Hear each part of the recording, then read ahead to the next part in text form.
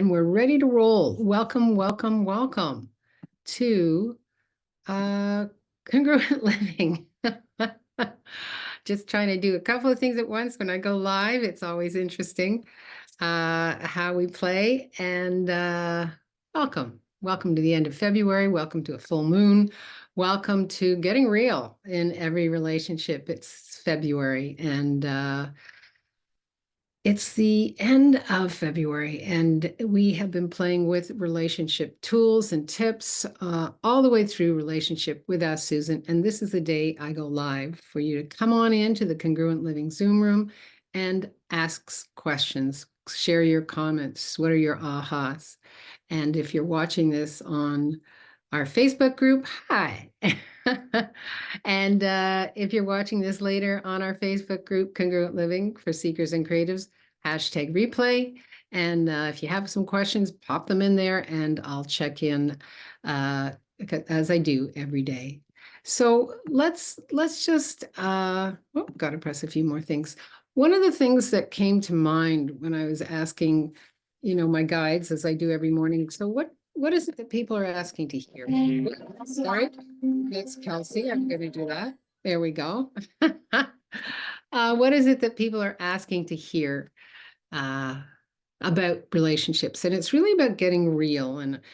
And we've been reading the 4 agreements in our Congruent Living Academy. Now, sidebar, in the Congruent Living Academy, I send about every 4 months a book, my gift to the people in the Congruent Living Academy, in order for them and myself and us, because everything we do creates, which creates ripples, a wisdom library.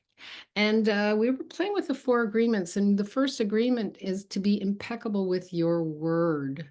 And one of the things that I've been so aware of is it's not being impeccable with your word to others as much as it is or equal to being impeccable to your word to yourself.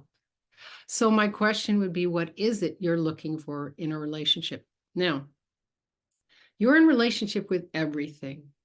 Everyone, everything you come in contact with, you're in relationship. That's a relationship.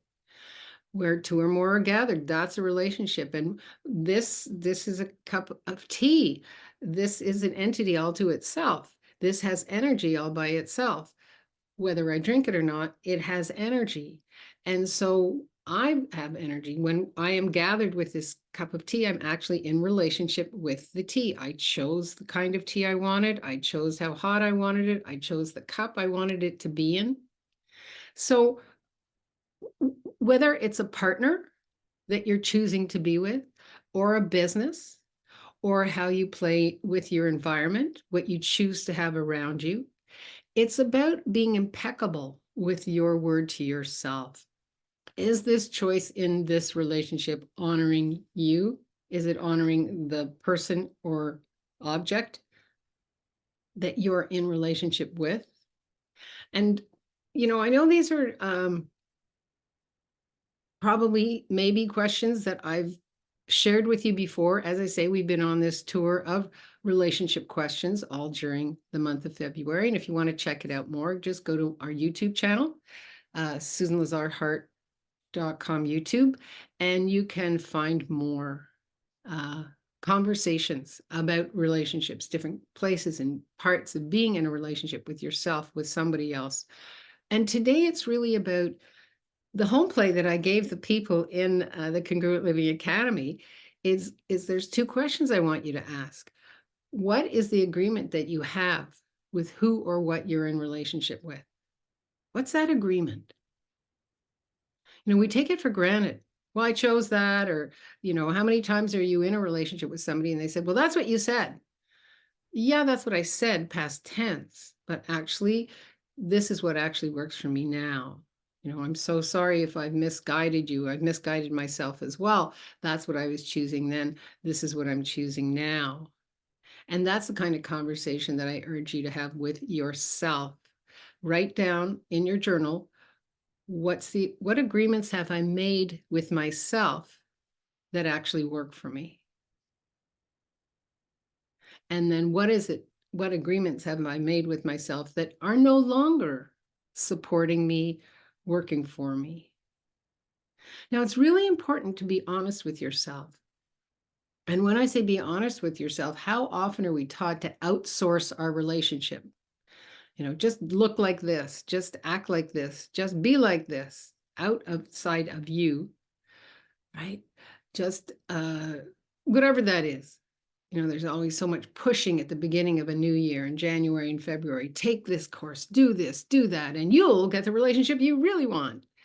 Well, what agreement have you made about relationships?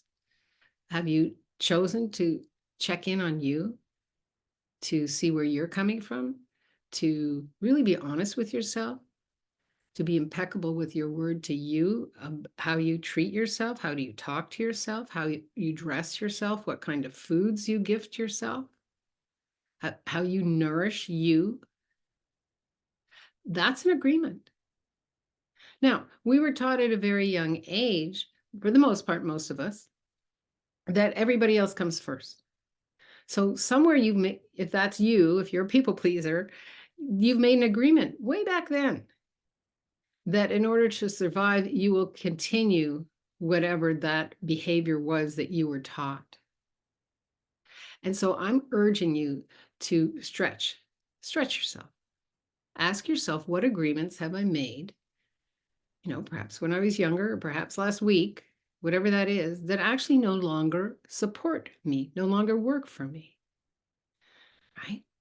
Now, it could be you're with a partner that just doesn't work for you in the way that you agreed to be with each other in the beginning. Are you willing to be gut honest with yourself and reach down for the courage that I know it takes to sit down with someone and say, okay, what actually works for you in this relationship? Now, it's a great question to ask if you're in business with somebody, right? Or if you're the head of a team.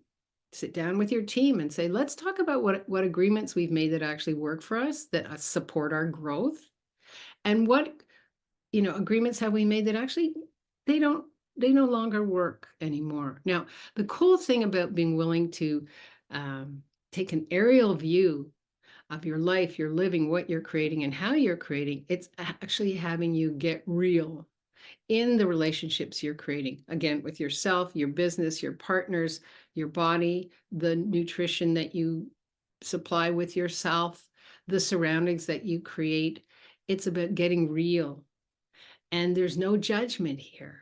That's the really cool part, taking an aerial view with no judgment and just writing down, oh, I thought this was working for me, but actually, if I look where I'm asking to go 6 months from now, a year from now, this is heading me off in a different direction. Now, for those of you like me who love the shiny things that come into our universe and all that, well, write those all down. What are you involved in right now? Is it working for you? If it's not, we can move through that together. I mean, that's what congruent living is all about, and playing with the congruent method is all about. It's about moving beyond those agreements that are no longer working for you, that you kind of are still stuck in. And that's a relationship with you. Again, I often am asked in my travels, so, wow, what do you do? And I'll say, well, I'm a life coach, or I'm a transformational mindset coach. And I was sitting actually next to this gentleman on the plane the other day, and he goes, oh, he said, well, that would explain why you have all this confidence. And it's not about confidence as much as it is being real, saying what's true for me, letting the rest go. And every morning I wake up and ask these questions. Is there an agreement I've made with today that no longer works for me, that doesn't support me in the way that I thought it would?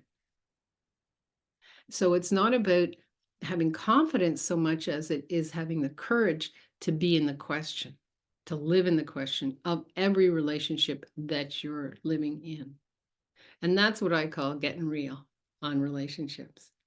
So I just realized that I clicked on the wrong, I created my own Zoom link.